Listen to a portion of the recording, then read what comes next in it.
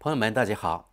当前德国最大反对党为基民盟、基社盟，就是原德国总理默克尔所在的那个联盟。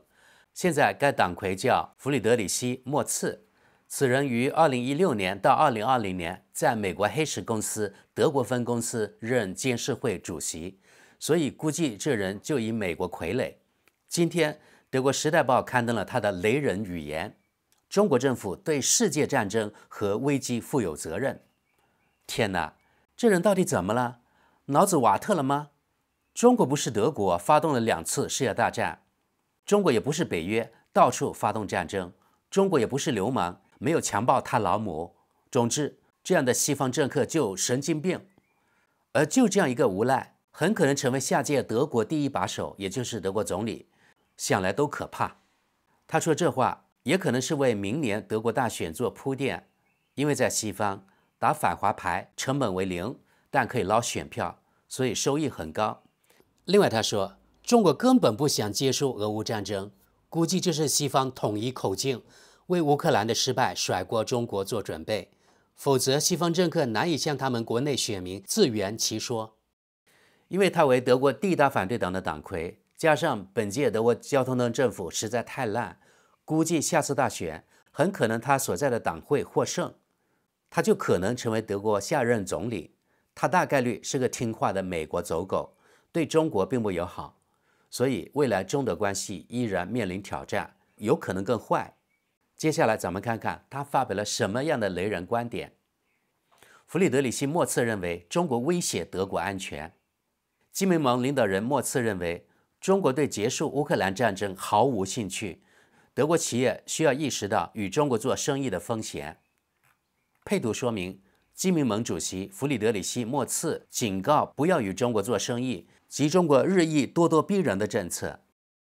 在德国总理奥拉夫·肖尔茨访华之后，基民盟领导人弗里德里希·默茨指责北京政府要对世界各地的众多战争和危机负直接责任。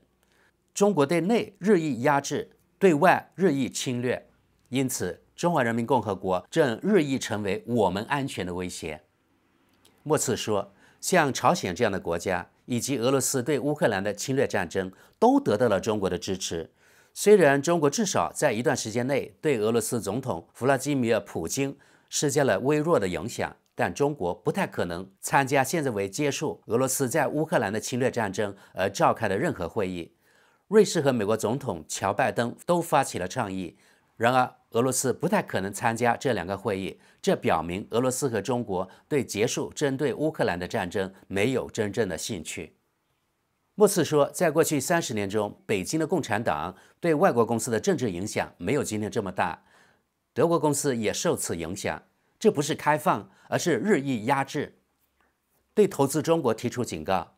当然，对我们的企业来说，中国仍然具有经济意义。与此同时，建议每家德国企业分析风险，将风险降到最低，而对风险进行正确分类。我们不应该在几年后回过头来说，就像我们对俄罗斯所做的那样，我们错误地误判了形势。默茨说，企业需要知道自己在干什么。今天，任何在中国投资的人都必须预见风险会增加，企业也需要尽早了解。我们不会准备救助那些在中国等国家承担了过多风险的企业。对于具有重要战略意义的资源和商品，国家也必须明确界定投资和贸易的框架，这样我们才不会像在俄罗斯天然气问题上那样再次陷入危险的依赖。好，这就是报道的全部。我们接着看看德国网友们的评论。第一条评论：这次我同意好心的弗里德里希的观点，对华的经济和外交政策应该做出相应的调整，而不是带着一个庞大的经济代表团前往中国，笑死我了。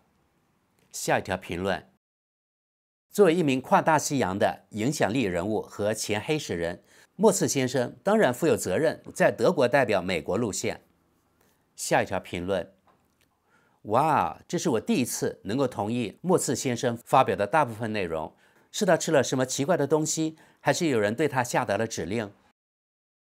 下一条评论：我们未来的总理是对的，尤其是在与中国打交道时，我们戴着玫瑰色眼镜看中国。工业间谍和侵犯人权的行为司空见惯，而我们的政客却睁一只眼闭一只眼，立即制裁中国。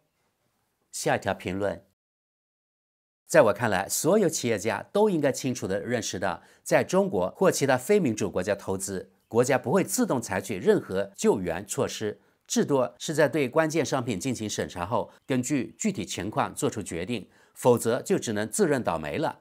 企业家不断地因环境保护和其他合理要求而责骂国家，这让我很恼火。但当可预见的风险投资或合资或收购损害了自己的资产时，他们认为国家却应该尽快营救。下一条评论，莫茨先生就中国问题发表了精彩、正确、准确的言论，谢谢。下一条评论，莫茨是个灾难，在我看来，他不应该在德国政治中发表任何意见，因为这对我们所有人都好，但他对中国的看法是对的。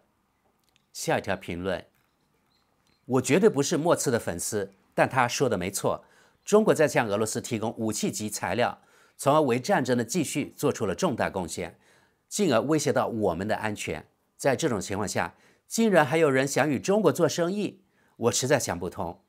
我们正在喂养想要毁灭我们的怪兽。大众汽车公司刚刚认识到与中国做生意意味着什么，关键词是工业间谍。难道中国的销售市场对我们真的如此重要，以至于其他所有的顾虑都被完全抛到脑后了？通过与中国做生意，德国究竟能保证多少就业机会？面向中国市场的汽车生产也在当地进行，当然这也雇佣了德国工人，但大部分工作岗位是在中国创造的。因此，对股东和经理们的奖金而言，中国业务才更重要。我们的战略应该是尽可能的撤出中国，即使这会带来经济损失，绝不能让中国长期垄断关键原材料和商品，如药品的供应。中国的销售市场也不准过于重要，以至于我们容易受到政治讹诈。中国攻击台湾只是时间问题，我们必须为此做好准备。下一条评论，中国也撑不了多久了，他们已经在走下坡路了。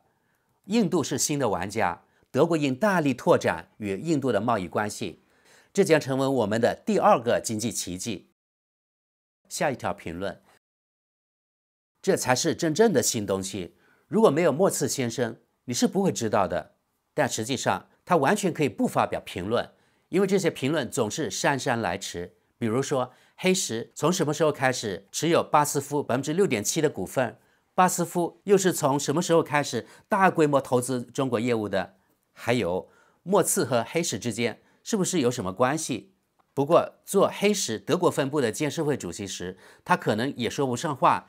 因此，但也许莫茨先生终究会成为下届德国总理，然后我们会密切关注他的首次中国之行。到那时，他这位口无遮拦的王子可就真的大出风头了。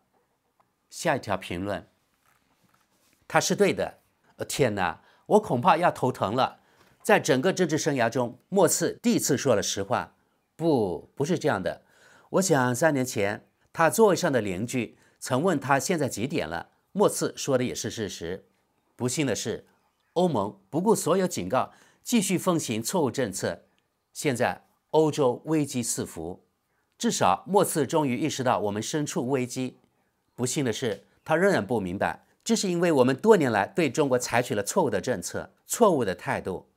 与中国合作并没有错，但几十年来，我们的经济自由派一直在鼓吹这种合作，不言而喻，我们是在害自己。事实上，中国在制度上比西方更接近俄罗斯。莫茨先生，您现在意识到了吗？这是在欧盟内意识到的问题。默克尔这位物理学家在几十年后意识到核能在某种程度上是危险的，而这些年来他一直在说谎。我不小心说漏了嘴。现在莫茨承认中国是制度性对手。100年后，基民们将认识到什么？贫穷造成社会分裂。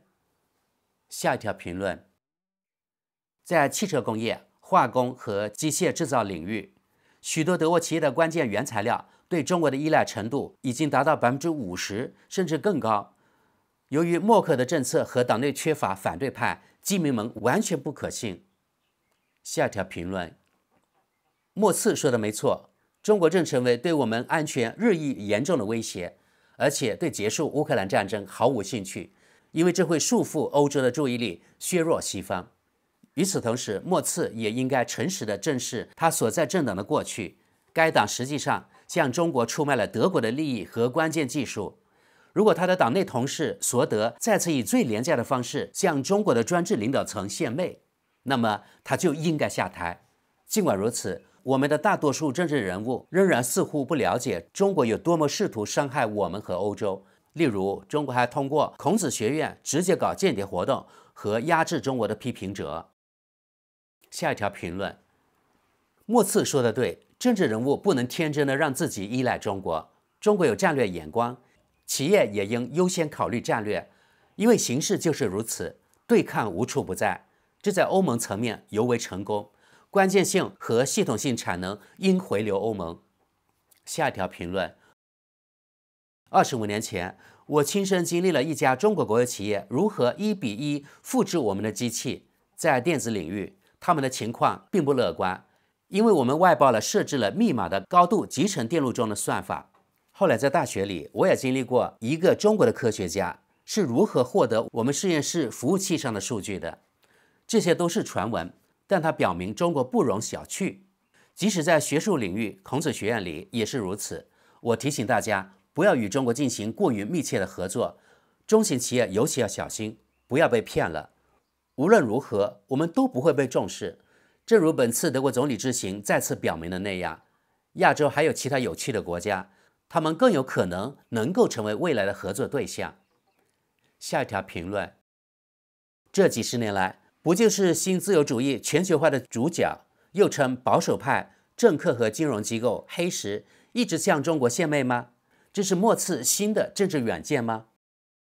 下一条评论，第一，我们完全依赖中国，例如大众汽车公司40%的销售额来自中国，大量产品以及初级产品来自中国，对我们来说，中国不可或缺，更不用说药品和医疗产品，比如说吸入器了。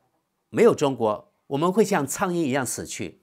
第二，他说的没错，我正在收看巴伐利亚常客节目，科尔夫人也说了同样的话，由俄罗斯、中国和伊朗组成的轴心国想要攻击我们的西方民主国家，并有可能摧毁我们。我们必须形成一个欧盟的对应级。老实说，我们做不到，因为我们在最重要的产品上依赖中国。见上文，很遗憾。下一条评论，就中国从德国借鉴知识而言，马克思和恩格斯的著作也算吧。这是好事还是坏事？如果不是这样，今天的中国将与印度并驾齐驱，人们付出的代价无疑是高昂的。没有对政治经济学和历史的具体了解，就不可能得出理智上的成熟的结果。